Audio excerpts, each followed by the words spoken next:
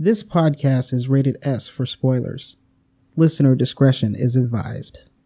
Don't forget to view our spoiler-free companion video on our Half Past Podcast channel on YouTube.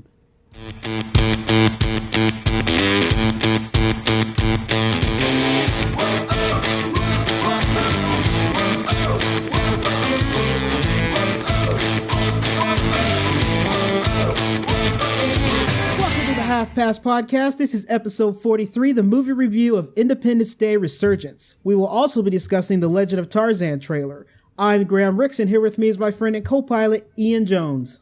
All right, let's go to the moon and kick some ass. What was that ending line? Let's go kick some alien ass. He says we're going to kick some alien ass. All right, apparently it wasn't that good because I thought it had something to do with the moon. No. Oh, it might have been. It might have been because we had a look at Brett Spiner's butt in this movie. And I might have just jumped the gun on some of your things, but that's the lasting impression. Well, you're not wrong about that. So I feel like that should have been on a poster. Because it would fit just perfectly, you know. Back in the medical robes. That's just terrible. All right, before we get into Tarzan, or actually Independence Day, let's get into Tarzan. So, this trailer for Tarzan has, it looks like it's going to be maybe an okay little movie, but I think the effects on the animals look pretty cool. I thought that looked really good, and we've been seeing more of that in these movies lately, where they're really getting good with these CG animals. And so it's kind of crazy to see a movie like Tarzan show up and then still have the same kind of quality. The biggest question I have about this movie, though, is does Samuel L. Jackson seem like a weird casting to you? It does, but you know, I think he's going to be a little bit of a different character. That's what it seems like when you watch the second trailer. You get a little more of how he is, and he's not the same character as you used to. Like, he doesn't seem like... Because I was concerned that maybe he was just a carbon copy of, you know, stuff he's done before. Yeah, well, that's pretty much his whole career, though. Right, yeah. And that's because of the way he delivers that line. But then it seems like maybe he's Tarzan's buddy. Yeah. And so I think that that's kind of a different, you know, he isn't, if that's the case, then he isn't the villain. And that other guy, and I'm blanking on his name, he is a really good actor, but he is always the villain these days. Yes, he is. Almost to the point where it all seems really, you know, it almost seems cliche in how they're doing this. The bigger issue I have, I think, with both trailers is the whole damsel in distress thing, because it's way played out. Well, here's the thing. The thing about that is there's a line in the movie where it seems like they're not going that direction with her. Because she specifically mentions, you know, that she's not going to do that because she's not, you know, she says, I'm not going to scream like some damsel in distress or something like that is what she says. And so I thought they were going a different direction. And it would be interesting to see Jane kick a little ass, to be honest. But yes. Right. Right? But that's actually the direction I was hoping they were going with this one. But, like, I feel like they're, like, the bad guy's trying to act like the damsel in distress because he keeps saying, well, of course Tarzan's going to come and get Jane. But it seems like she's very, like, rebellious about it. So he might have a hard time with her in the process, and I would prefer that than her just sitting there and being insignificant and just the damsel in distress. So we'll have to see what happens with the movie. But to me, it seems like they're going more away from the damsel in distress. Although Tarzan is definitely going to save her anyway, so... Right. Yes. But yes, there is that. Yes, or maybe there's a scene where she saves Tarzan. I don't know. We don't know. You know how I enjoy that. Well, I know how much you. Well, the thing about you is you always like women fighting your battles anyway, right? Okay, well, that's damn it. I would. I wish I could disagree with you there, but God damn it. I don't need to see that in movies. In fact, you know how much I hated movies, but damn you for saying that on podcasts. Yeah, I mean, the greatest thing is having a girl who fights your battles for you. Give me a call, Misha Tate. Oh, fantastic. Thank you. Thank you for mentioning her name. Good old Cupcake Tate. She's going to fight my battles for me. All right, you got anything else for this trailer? I might have, but you totally... Did I derail you? You did. Oh, that's going to be in my head. That's like Pippen walking up to Karl Malone in the NBA Finals and telling him that the mail doesn't get delivered on Sunday. He misses those crucial free throws. That was akin to... Oh, that's awesome. I thoroughly enjoy your reference on that one. Okay, I've got one other reference, a movie-related one, in case someone's not... In Dodgeball, when Vince Vaughn tells Ben Stiller that he looks really fat in those pants. And like there's just this little look on his face, and you're like, oh, he got in his head right at the end of the movie. You look really fat in those pants. Oh, that's fantastic. Oh, man. All right. Well, I guess we'll take a quick break here, and then we'll go ahead and get into Independence Day Resurgence. Let me tell you, you can kiss my...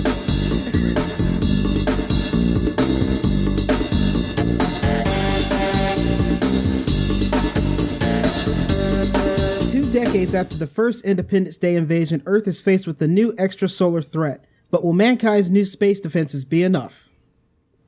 Terrible.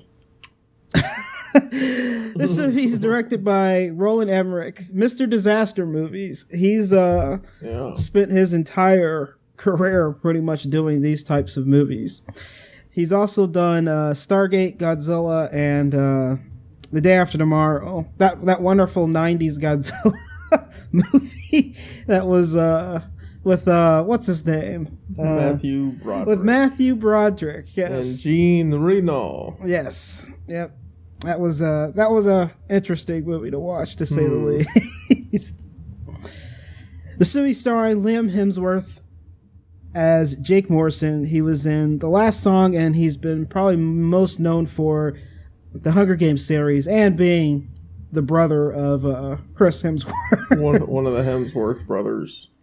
There's three. There's three brothers. There is 3 brothers, and everybody forgets about the oldest one, which is very interesting. And it's kind of weird to look at them because Chris and Liam look very similar to each other. You can tell they're brothers. But the older brother, which his name escapes me at the moment, he looks nothing like them. It's almost like, was it like from a different... I was kind of wondering about that. He definitely drew the short stick on the jeans. Yes, he did. And I have a feeling he's just in and out of rehab and stuff. Oh, jeez. I saw them all together on SNL one time, and I was surprised to learn that there was a third. A lot of people don't realize there's a third older brother.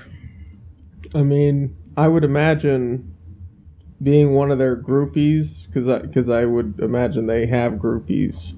Probably. And that is the short end of the stick. Oh, yeah. That you could draw for sure. He is. He's unfortunately less attractive and the shortest out of all. Yep. Yes. It's really, check. Yeah, it's bad. Check and mate. When you're crossing off things that he didn't get. Yeah, it's unfortunate. And then you add the talent in there. Oh, it's so bad. He's just missing everything. Yeah, it's I feel bad for the guy, so it is what it is. I'm sure they're supporting his cocaine problem because he would have a problem from the 80s, right? Oh man, what the hell, man? I feel like you're wishing he's not even on something that's relevant anymore. I really feel like you're wishing ill things on this guy. It's wonderful. It's like having a canker sore. It's great. It's like how, it hurts, but you still rub your tongue over it. It's like, this pain is so great. I wish I could have this all the time. That's terrible. What were we talking about? Well, we're going through the characters. So we only made it past one. We got one right down, so let's get to the next one. Jeff Goldblum as David Levinson. He was in The Fly, The Big Chill, and of course Jurassic Park. Let me see if I can do his laugh from Jurassic Park, okay? Nah, I can't do it. No. I can do where he's just like it's all bad. Chaotician. So if you just hear me laughing periodically at nothing at all, it's going to be because I'm thinking about him in those dark shades. Nice. And then how they changed the character entirely for the second one, and he's like this action star. Yeah, that's weird. He's like sleeker even somehow. Yeah. It's like they hit his height in the first movie. Yep. And then he's just super tall.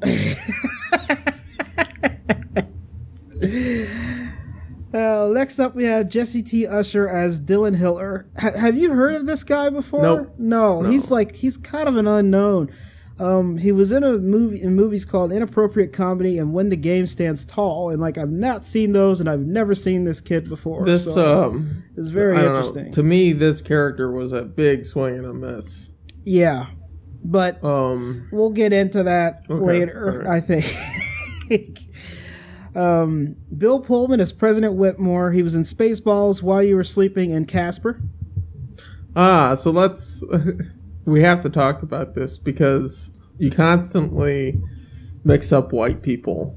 That's just not even true. Okay. It's specifically Bill Pullman and Bill Paxton. It is specifically two guys who I think don't even look that much alike. But now you have me looking at them cross-eyed too. Bill Pullman and Bill Paxton. Oh man, they look nothing alike, but for some weird reason I keep mixing them up. If I go back and think of a movie, I'm like, okay, so Aliens, was that Pullman or Paxton? I can't remember. No, it's got to be Paxton. But it has to be Paxton, right? It can't be Pullman.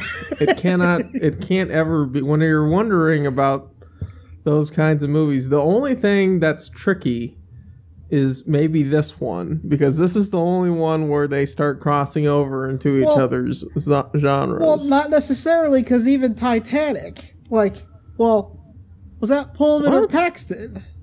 Bill Paxton is in Titanic. He's the captain. Oh, right, yeah. So, that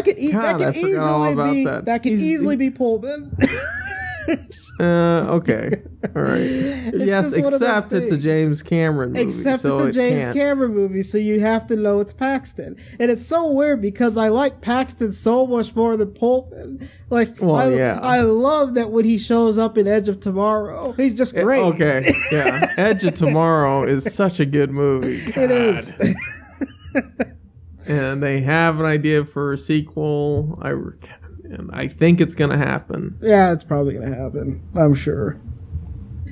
Next up we hear is, is it Micah or Micah? I don't know. I'm going to go Micah Monroe as Patricia Whitmore. She's in Labor Day, The Guest, and It Follows is what she's been in. She's been in others, but those are the top three I would have to say. Have you seen The Guest? I haven't. It's on Netflix. I don't know if it still is, but I saw that movie on Netflix, and she's actually not bad in it. And that movie overall is kind of a fun little watch if you want to see it. It's a suspense, horror type movie because she like invites this guy over and he's just like creepy as shit through the whole movie. It's one of those things. Have you seen It Follows? I have not seen It Follows. It is, I think it's the most creative horror movie I've seen. I'll have to watch it. Where can I see it? Ooh, I had to Redbox it. Okay. It was out of theaters before, and I think critically it did fine, but it was out of theaters in a blink. Huh. It's a really cool idea on a genre which I think just steals from everyone else. Yeah, for the most part. This is completely off topic, but one of the ones that I watched not too long ago is on Netflix, and it's a movie called Hush. I highly recommend everybody give that one a watch. It's another horror movie, but the trick about this one is the main character, the woman, is an author, but she's deaf and mute. And so there's a guy coming after her, and it's really creative how they do this movie because she's deaf and mute. So like all the stuff that he does, she can't hear. So it's like such a weird, it's a different way of doing a movie. So it's kind of, I highly recommend everybody watch. It's on Netflix. It's called Hush, and I think it came out like this year. So it's like a brand new movie, but everybody watch that one. The next actor we have up is Cilla Ward as President Lanford. She was in The Fugitive, The Day After Tomorrow, and Gone Girl. Next up we have is William Fichtner as General Adams. Now, William Fichtner is one of those actors where you've seen him in a shitload of stuff, but you can never remember his name. Nice. I like the yes, shitload I think is appropriate there. Yes. And he's really good. I think he doesn't get used to his potential. I don't think he does either. He's been in Armageddon, The Perfect Storm, and Black Hawk Down, but he's been in a ton of movies. And he always shows up, and he's always good whenever he shows up. So it's such a weird... Well, we have to talk just real briefly, too. This is... But that movie you got me to see, Drive Angry, yes, which is terrible. It's terrible, but he's awesome. but you start talking to me about the character he plays. Yes. Essentially the Grim Reaper. Yeah. And he has such a great presence about him. He does. The way he delivers his lines. Yep. It's really cool. It's like a Cool Hand Luke version. Oh, man. Of the Grim Reaper. Oh, it's fantastic, man. I really... Drive Angry is a terrible movie, but William Fichtner is just... he's so great in it, and I've always loved that one. Judd Hirsch as Julius Levinson. He's probably best known for being in Taxi, but he's also been in Dear John and Numbers. So he's also like a theater type actor. So he's been doing stuff for years and years and years. But so he doesn't even have... It's weird. His filmography is not that long, but he has been around for a long time doing stuff. Brent Spiner is Dr. Brackish Oaken, who is most known for Data from Star Trek, and that's all that really matters. So, Vivica A. Fox is Jasmine Hiller. She was in Soul Food, Kingdom Come, and of course Kill Bill. And that is our last actor here. Let's go ahead and get into the quirks and likes here. We'll take a quick break so that we can get into there because we're going long already. Let's take a break.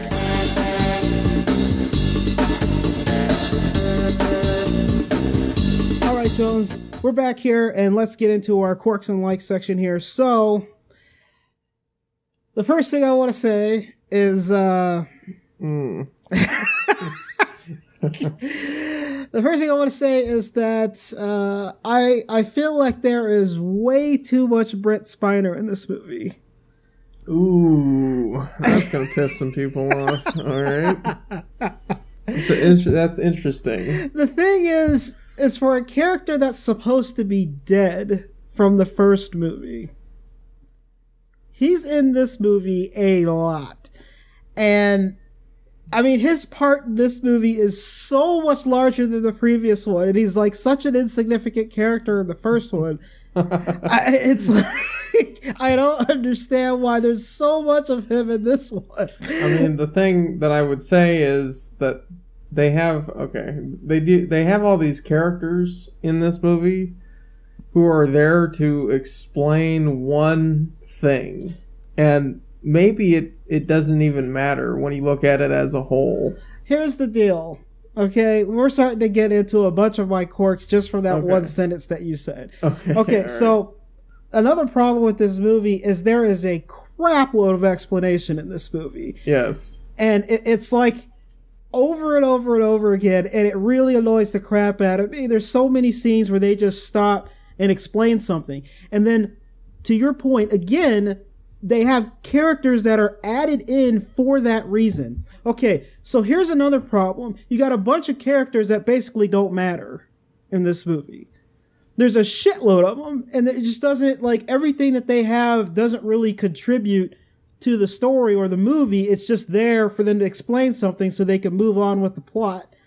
So I feel like probably one of the biggest problems with this movie is the amount of characters that are in it that are insignificant. If you look at the previous one, there wasn't a lot of characters. You kind of had a couple of stories, and then you had the main story, and that's what drove everything through the whole movie.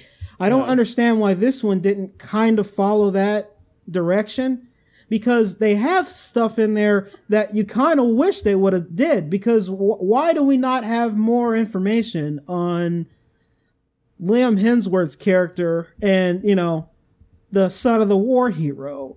Like, clearly they had a past together. But it's not even, when you find out about it, it's...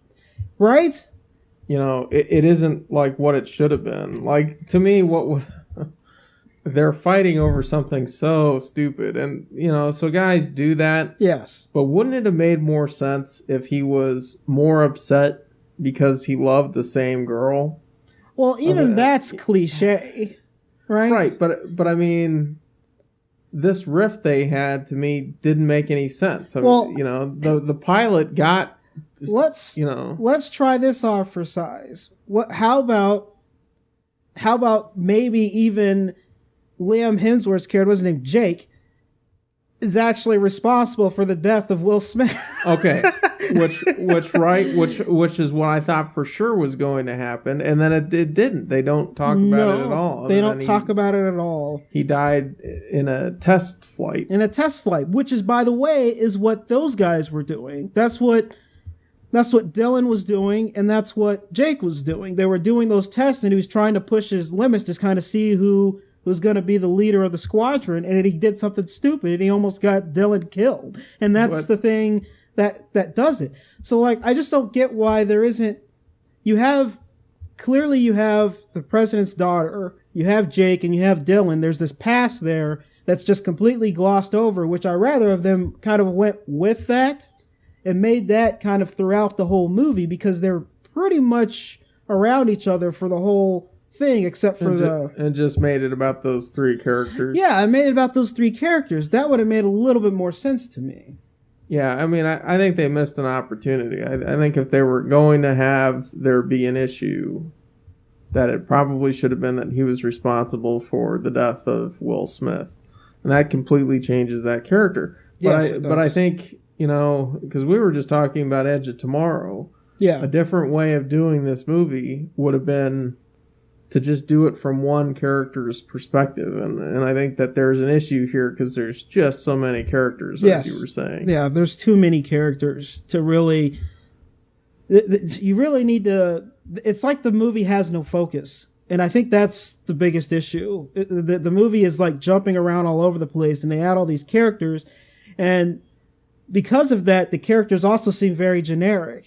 So you don't really get even like Dylan's very generic and Jake's very generic. You know, you get like Jake's like the cocky pilot, which is we've seen 100 times before. But like it's like, why don't we get more of that character and then the relationship with him and Dylan and just kind of like run with it? And it's not what happens. And so you basically don't give a crap about any of these characters throughout the whole movie, which is a problem. Adding on to that, it's like why, for instance, prime example is why is Dave's dad in this movie? He could have been completely written out of this movie at all. I feel like it's wasted time. Yeah, it is. That's a good point. So it's just stuff like that is where I'm like, God, it's like they needed to just focus more on the main plot and just kind of focus on some characters and then move forward.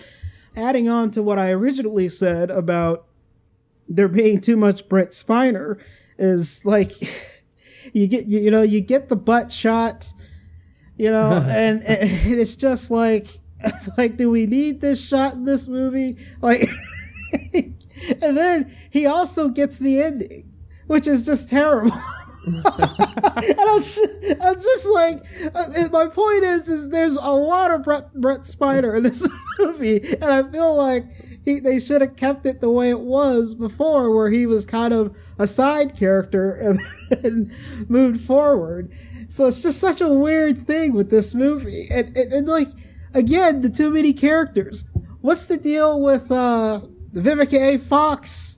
Did you even need her in the movie? Did you need her in the movie either? And how does she go from being a stripper? She's an exotic dancer to what I had to look up because I wasn't sure. I'm like, well, she looks like she's higher than a nurse, but she's not a doctor, right? So I'm like, okay, what do they say that she is? And apparently she's a hospital administrator. So I'm like, how the hell did she go from that to that? And how was that not a part of Dylan's storyline that they could have focused on? Like, I feel like there's stuff that they could have focused on, but they just gloss over the whole stripper thing. Yeah, completely gloss over it. And the thing about that character too, which drove me nuts, is that the heroes don't need motivation. They don't. To go after these aliens because of what they do. Just from landing, they don't even attack us. No. Which is the real interesting thing. Just from their ship landing, it causes all of these issues and everything, and all this destruction and death because the ship had its own gravity and a force field, and I kind of like that. That's a different.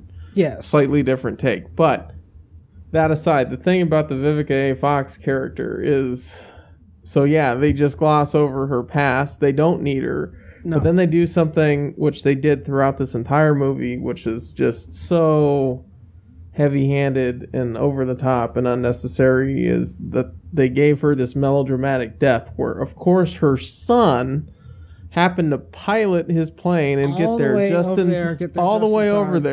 And got there just in time to watch her die. Yes. And as I'm watching this unfold, and she fell, I started laughing like a hyena in the movie theater, and I couldn't stop. There's dead silence, and I'm laughing my ass off watching her fall in slow motion because it was just so ridiculous. Yes, it's really ridiculous. Like the way everything would have had to have lined up, and like there's like bigger shit going on, and yet he flies to Baltimore or wherever that is, and he finds the building, which he's in a plane. I mean, it can't be that easy to just slow down and figure out where one building is in a giant metropolis.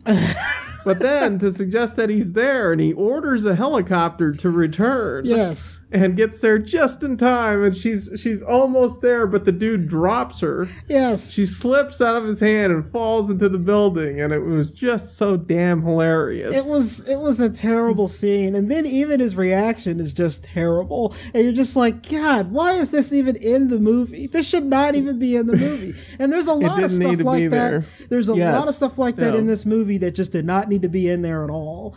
It's like the biggest overlying problem with this movie, like I said before, is a lack of focus. They tried to do a bunch of shit, and it just makes everything a mess, as opposed to just being driven to do a specific story with a few characters and then move on. Like, that's one of the things that made the original one so good. So, I don't know. It's just absolutely It's absolutely terrible. And that's not even the only death scene that doesn't matter. The other death scene that doesn't matter is Bill Pullman's death scene. He takes out the ship. You know, he sacrifices himself to take out the ship, but the Queen's still around. And so his death is insignificant. There's no, like...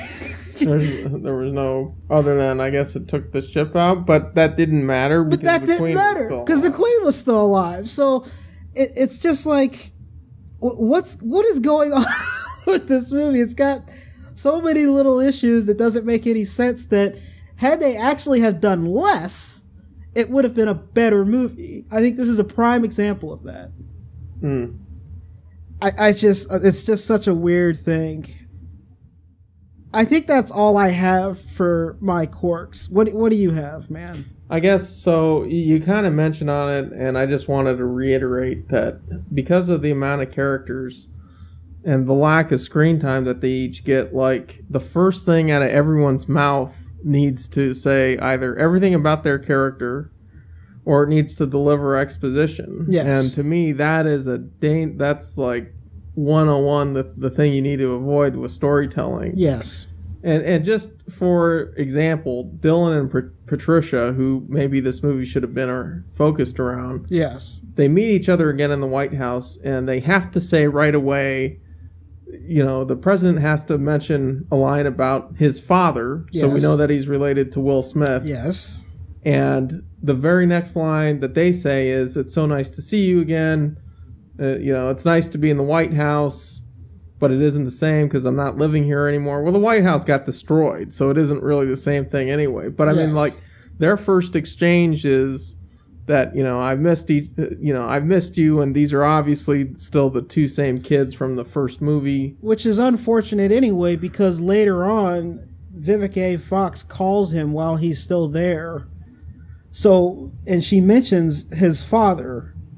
So you didn't even need the explanation. You didn't need that. Yes. It could have happened there. Yes. And that could have been it for Vivica A. Fox. You don't even, you know. No, you don't need anything else. You didn't need anything else from her. You didn't need that scene, which was just too much. But then, of course, to pass the movie off, she has to mention, "Hey, don't punch my boyfriend." And I was just like, oh, man. You know, because that's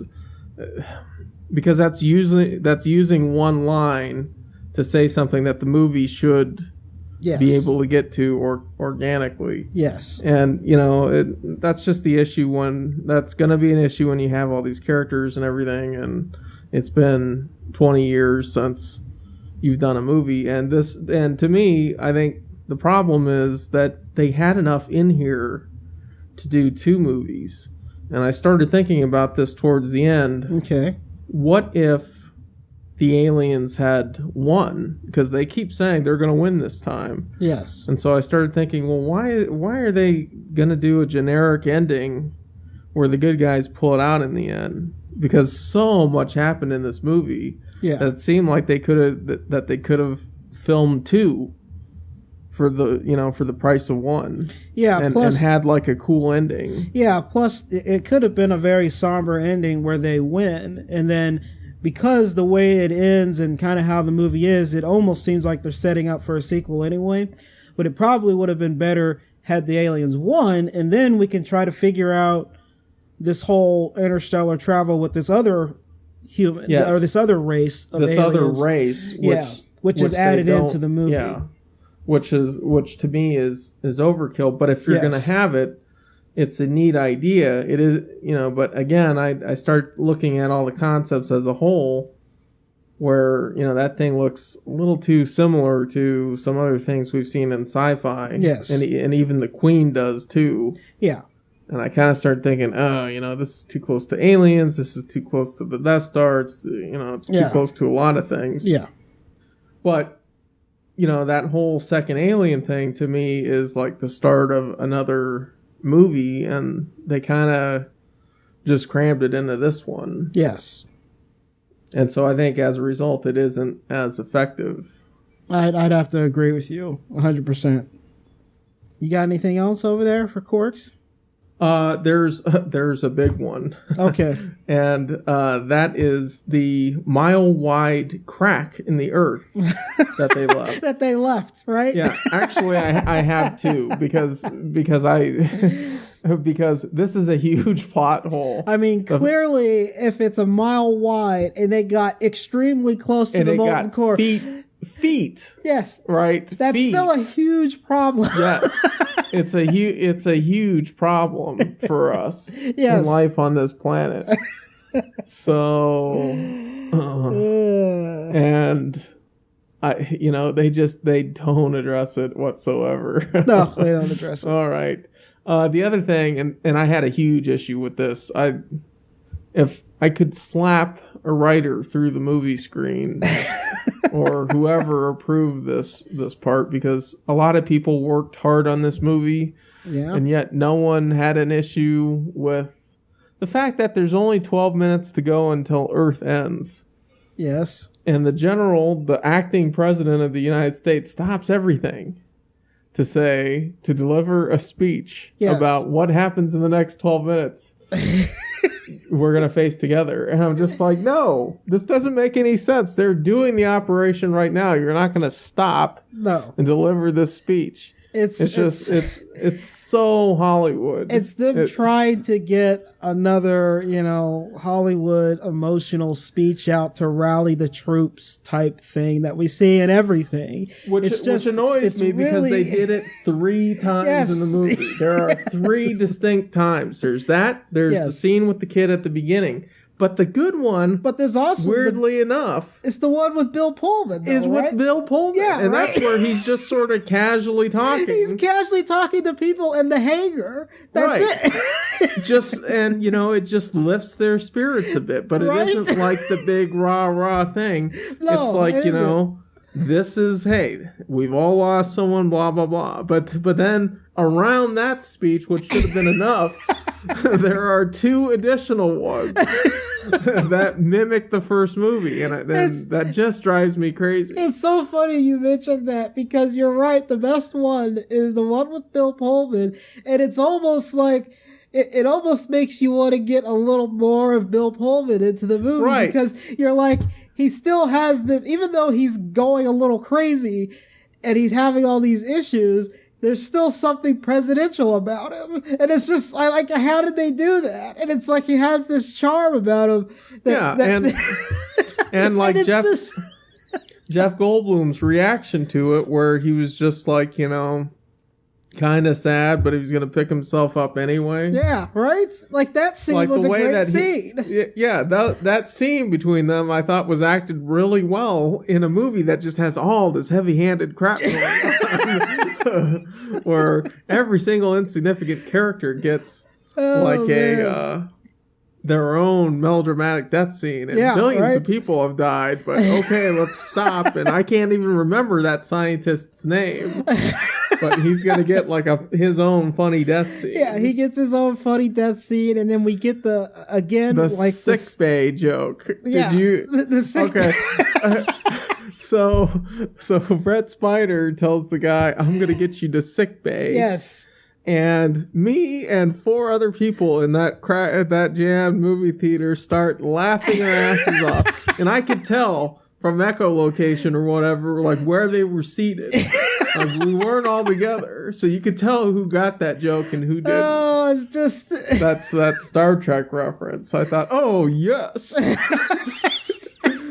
There's no way that writer did that, too. Nice. I'm going to get you to sickbay. It's so terrible, man. And then the other scene you have again all the scenes that with the father should be completely written out, but you also get the dramatic scene with these group of kids driving, talking about how their parents could possibly be dead and all, and it's just another just insignificant. Why is there so much stuff in this movie that just doesn't even need to be there? I don't get it. It's like, man, there's a lot of stuff in this movie that could have been fixed in pre-production that just was not fixed, and it's terrible. It has some serious problems. Do you have any other quirks? No. Well, I guess the question is do you have any likes? I'm going to relent. Yes, let's go into likes. Okay, I don't have a lot of likes. I think the number one thing that I really enjoyed about this movie, and it's a really weird thing, but I really enjoyed the design of that stupid space tug that shows up a lot in the movie. Oh, that was pretty cool. It was like a really cool design with the arms and how it could like clamp out, and it could move. The arms could spin around 360 degrees, and like it would do different things depending on what it was doing. So like the arms would kind of roll back behind it, so when it was like actually just flying, but then when it needed to do something, they'd roll forward and they could pick it up and move stuff. And I was like, that was just a cool design. And that was one of my biggest advantages to this. The other thing I have to say is that I definitely, like we said earlier, I really enjoyed the scene with Bill Pullman doing the speech, because that scene in particular was just a really great scene. And I really wish there was more of that in the movie, which there would have been had they cut out a lot of other crap. I don't even have anything else, man. What do you have? Oh, really? Okay. I really liked the alien at the end, the Queen. Oh, that's the other thing I wanted to mention. That was a really cool sequence. Yeah, I mean, it's just, she's so big. Yeah. And watching her run and like the fact that they're firing at her from the ground, from spacecraft and everything, and from jets, and she takes them out. I thought that was amazing. Yeah, you're right. I really enjoyed. That ending was really cool. I have to agree with you. I really enjoyed the ending with the Queen. Although, again, the problems with the movie leads into that, where she's still alive after Bill Pullman sacrifices himself, sucks. But the fact that she had like her own personal shield generator, which makes sense to protect the freaking Queen. Yeah. And then I really enjoyed, because one of the things I was like, the first thing that I thought of when she came out was, I'm like, she has one big ass motherfucking gun, right? So, yes. And so I'm like, how are they going to take this Queen out with this giant gun? And so I love the fact that somebody has some foresight and they actually they got rid of the gun immediately.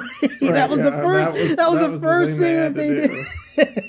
We got to get rid of that gun. Get rid of the gun immediately. And I thought that that's something that, because of how this movie is going, that they would have just glossed over, but no, they were like, no, we have to get rid of that right now because that's a problem. And so I really enjoyed the Queen part too. I have to agree with you. I love the fact that they, at the end, where the way she was protecting herself is she calls everybody else to swarm around her to protect her. Right. I thought that was really good, although it doesn't make any sense why you wouldn't want them on top of you also. But correct. Okay, if we're gonna start, this was the other thing too, and I'm gonna say this as a like. Okay. Because it's gonna sound really negative, and it is, but I love it.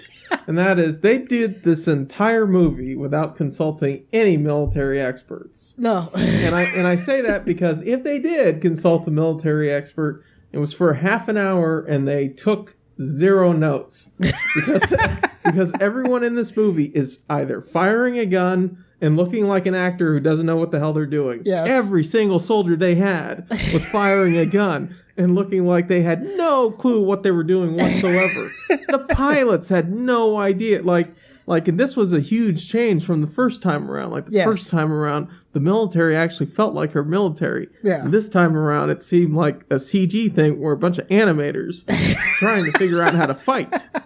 And, it reminds me of what George Lucas said, the difference between Revenge of the Sith and Attack of the Clones, where they actually brought in people who were military to do the stormtroopers for that one. Yeah.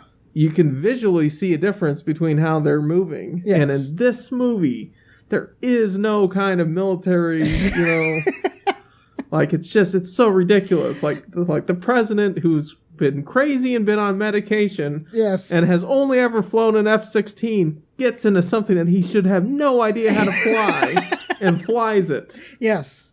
You know, and his daughter, who hasn't been in a plane for, you know, like that I knew was going to happen, but she still hasn't been in one of the newer things. No. And she just figured it out like it was riding a bike. But I mean, he's been drugged out. No problem. Yep. Absolutely no problem. So that was my first like. I really liked the idea of the warlords in Africa fighting the remnants of the aliens. I thought that was interesting. But here's the thing. That almost seems like an entirely different movie. Yes, it does. And the only link they had was to bring that guy along. And he does tell them to go for the back. Yes. But that message doesn't actually get to the kids in the jets. It doesn't. So they brought him along for nothing, is basically what I'm going to say. Because he doesn't even, at the end, he doesn't even translate the word enemy correctly. He says it's fear. Yes. And the female doctor who didn't belong there also was like, no. I've interviewed patients. This means enemy. So they make this weird connection. But here's the thing. They've already shot down, you know, the enemy of my enemy is my friend. Yes. They've already shot down that weird orb thing, and they were going to open it anyway. Yes. So those two characters do not need to be there. They don't actually disseminate any sort of information that's useful because that guy, that general, gets the translation wrong. Yeah.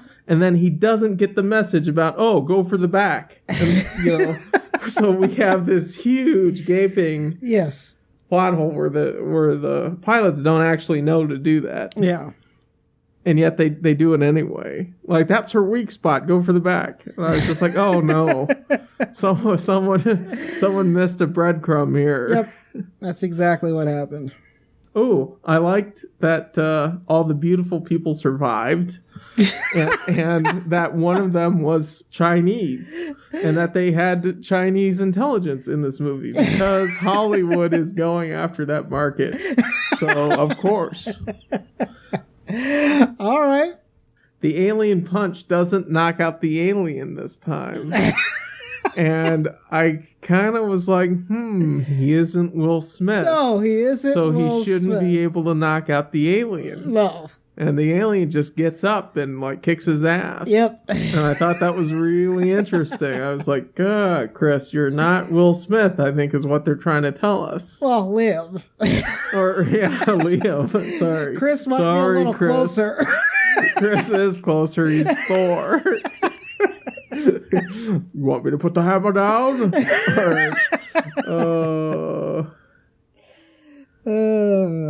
That's great.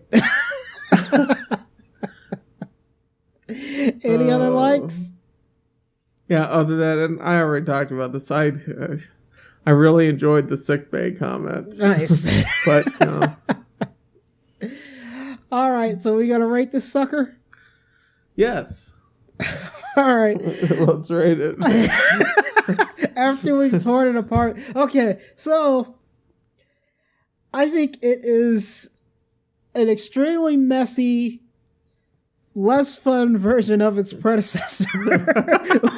Nice. It's a less fun version.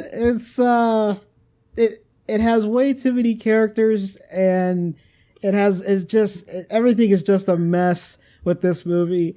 Even though I feel like there's a good movie in there somewhere, I'm gonna have to say skip it. There we go. I can't see. I can't justify watching the movie. Yeah, you know what? Yeah, I'm gonna have to say skip it too. Oh. I'll give it a skip it as well. Not. And I personally like these kind of movies, and I do too, man. But if we are going to if we're going to take that out of the equation, I also enjoy watching Sharknado, but I'm not going to recommend it to people. It's just, this movie to me seems like an extremely high budget sci-fi made-for-TV movie. That's what it feels like. And it's written almost as clunkily. Yeah, right? It's the whole time I'm like, okay, because even after the first scene, you kind of know that this movie isn't going to take itself too seriously, but it's still just isn't good, man. It has so many little issues, because a lot of the stuff that happens in it with the little joke parts are fine the movie's not going to take itself seriously, but everything being so clunky just makes it way worse. So it's just terrible. All right, so we're going to sign out here? Let's do it. All right, so if anybody wants to contact us, we always have our home on the web at halfpasspodcast.com. You can always like us on Facebook, rate us on iTunes and Google Play. We're on Stitcher and Libsyn. Email us at halfpastcast@gmail.com. That's halfpastcast@gmail.com. And you can always tweet us at halfpastpodcast. I want to thank everybody for listening and thanks for your support. Next week we have The Legend of Tarzan. Ooh. So that'll be a fun little podcast How much do you think he talks in this movie? I would like it if he said nothing at all other than screaming while he goes through the vines. I'd be okay with that. All right, good. Hopefully he can act well enough to where he can convey emotion without speaking. That's kind of interesting because that's his first, I think, big shot. I've seen him in some smaller stuff. He was in like Battleship, but he got killed right away. Yes. So we'll have to see what happens with that. I'm actually fairly excited to see it. I think it might be pretty good. We'll just have to see. But other than that, everybody don't watch Independence Day. So, good. Yeah. All right. Because reasons. This is the Half Past Podcast. I'm Graham Ricks. Jonesy. See you next flick.